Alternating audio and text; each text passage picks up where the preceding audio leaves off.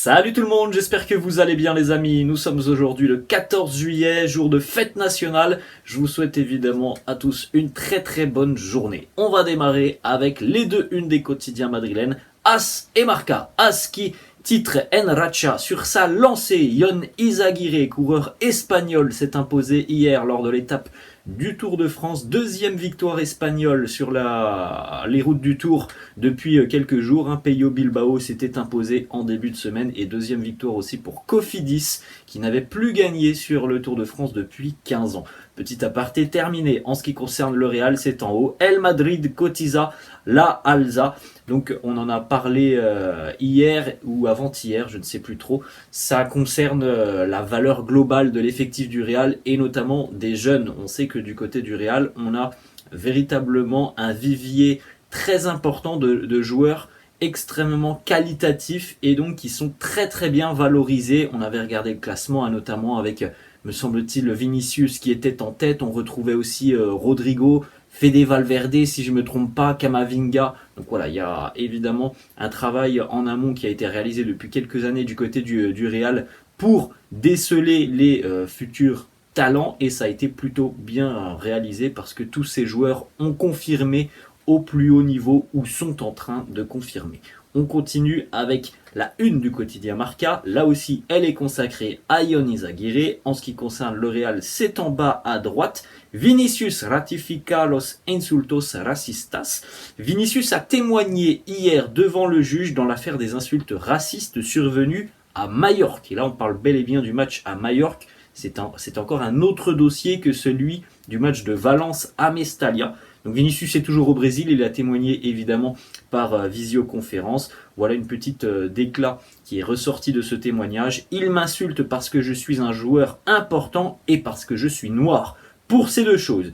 Petite information d'ailleurs, un étudiant de 21 ans, Socios de Majorque, a été arrêté pour l'incident et a fini par demander pardon lors de sa déclaration au tribunal, avouant même qu'il admirait Vinicius en tant que joueur. Alors, oui, il y a évidemment une haine à caractère racial et il y a aussi, comme le dit Vinicius, une haine parce que Vinicius est un joueur très important qui fait beaucoup de mal en général aux adversaires. On enchaîne les amis malheureusement avec une mauvaise nouvelle qui arrive en provenance de l'entraînement. C'est tombé hier, vous avez d'ailleurs juste à côté de moi le communiqué officiel du club qui a été relayé sur le site officiel.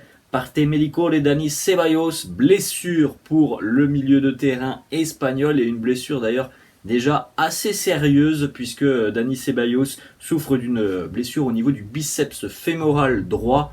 Grossièrement, voilà, c'est une blessure au niveau des ischio-jambiers, donc de la jambe droite. Il devrait être absent jusqu'à la mi-août. On évoque déjà entre 4 et 6 semaines d'absence pour le milieu de terrain espagnol. Donc potentiellement, il va rater toute la pré-saison du côté des États-Unis. D'ailleurs, il ne voyagera pas avec l'équipe aux États-Unis. Il va rester à Madrid, travailler avec les kinés, les physios, les médecins du club.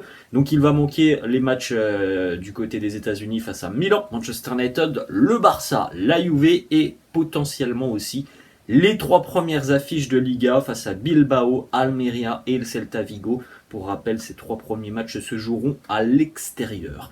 Petit tweet laissé par Dani Ceballos sur son compte officiel. Il nous dit « Il est temps de s'arrêter quelques jours en raison d'une blessure intempestive. Je me prépare avant la pré-saison avec beaucoup d'enthousiasme et je travaille car j'aborde cette saison avec beaucoup d'enthousiasme. Parfois, ces choses arrivent et il est maintenant temps de récupérer, de se relever pour revenir au plus fort et au plus vite. » C'est quand même un gros point noir dans ce début de saison merengue. À peine une semaine que l'on a déjà un gros pépin physique, puisqu'on ne devrait pas revoir Dani Ceballos avant la fin du mois d'août. On enchaîne les amis avec quelques déclarations de Fran Garcia. Premièrement, il nous parle justement de l'importance de cette pré-saison. Il nous dit « Nous savons que ce sont de longues saisons, avec de nombreuses compétitions, de nombreux matchs. Nous devons être préparés de la meilleure façon possible et commencer les matchs amicaux avec une bonne préparation.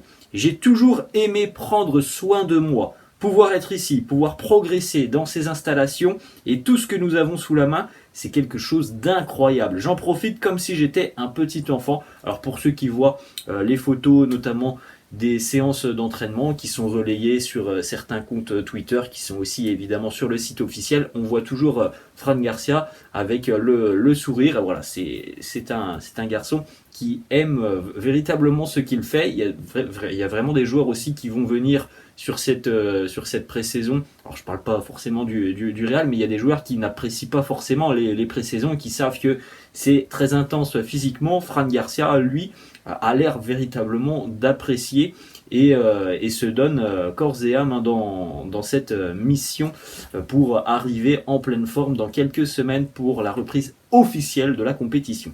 Autre déclat de Fran Garcia qui nous parle de Carlo Ancelotti, il nous dit « Ancelotti, il est très proche de moi. Il essaye de corriger certaines de mes positions que je dois avoir en sortie de balle ou dans le jeu. Je suis content à la fois de lui et du staff, car cette proximité, surtout avec les nouveaux joueurs, ça aide énormément. » Justement, il a un petit mot pour les nouveaux, Jude Bellingham, Brahim Diaz ou encore Arda Güler. Il nous dit « Je mets en avant leur capacité d'adaptation. Ils viennent d'un autre pays, ils s'adaptent très vite comme le reste du groupe et cela en dit long sur notre façon de faire ici, sur la mentalité aussi des joueurs qui nous ont rejoints. » On en a parlé depuis le début de semaine, les débuts justement sont plus que convaincants sur ce que l'on voit lors des séances d'entraînement de Bellingham, de Brahim Diaz, de Arda Güler, de Fran Garcia aussi. On est du côté du Real très satisfait de leur implication.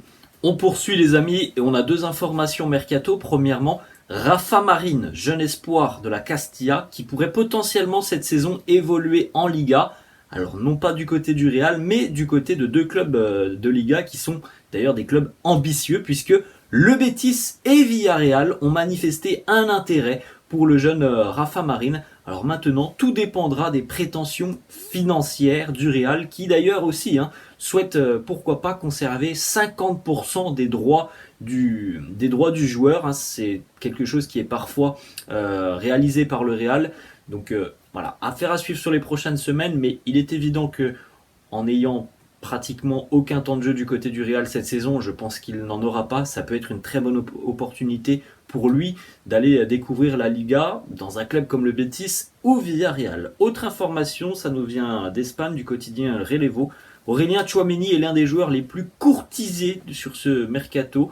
Beaucoup notamment de clubs anglais, de PL s'intéressent à lui, mais à l'heure actuelle, le Real n'est toujours pas vendeur. Alors espérons que l'on n'aura pas un club qui va dégainer une offre colossale pour Tchouaméni. Alors évidemment, le Real ne serait pas vendeur si il ne s'y retrouvait pas par rapport à l'investissement de la saison passée, mais on n'est pas à l'abri qu'un club anglais arrive et pose peut-être 100 millions d'euros pour Tchouaméni. Quand on voit ce qui se passe sur le mercato depuis quelques années, on ne peut pas exclure cette possibilité.